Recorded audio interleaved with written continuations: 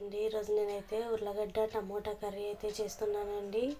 First అయితే ఉర్లగడ్డలని తొప్పు లేకోకుండా తీసేసుకొని ఇలా చిన్న చిన్న ముక్కలుగా అయితే కట్ చేసుకోవాలండి. కట్ చేసుకొని చిన్న చిన్నగా టమోటా కూడా అలాగే కట్ చేసుకోవాలి. తర్వాత దీంట్లోకి పొడి అయితే చేసుకోవాలండి. అలాగే శనగిత్తనాలు, తెల్లవాయి, ఒట్టిమిరపకాయలు, ధనియాల పొడి, కొంచెం ఉప్పు అయితే వేసుకోవాలండి. ఒక లవంగా కూడా వేసుకోవాలి. వేసుకొని అయితే మిక్సీ పట్టుకోవాలండి.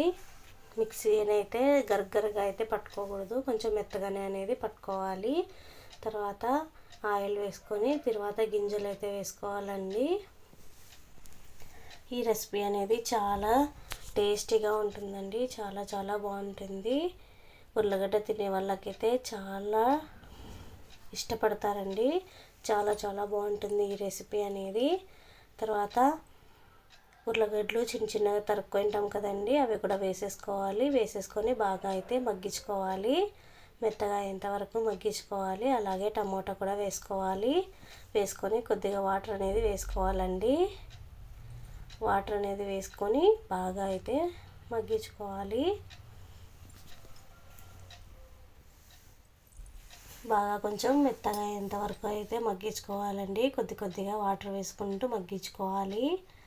లేదు కొంచెం తొందరగా అయిపోవాలనుకుంటే కుక్కర్లో కూడా చేసుకోవచ్చండి. ఒక 2 విజిల్స్ ఇస్తే చాలు, సరిపోతుంది. అలాగే కొద్దిగా కరివేపాకు వేసుకొని పసుపు వేసుకోవాలండి. పసుపు వేసుకొని ఒక 3 మినిట్స్ అనేది ఉడికించుకోవాలి. బాగా మెత్తగా అయిన తర్వాత ఇంకా పౌడర్ అనేది వేసేసేయాలండి. మిక్సీ పట్టుకుంటాం కదా ముందుగానే, అది అనేది పౌడర్ వేసేసి ఒక 2 మినిట్స్ అలానే బాగా మిక్స్ చేసుకోవాలండి.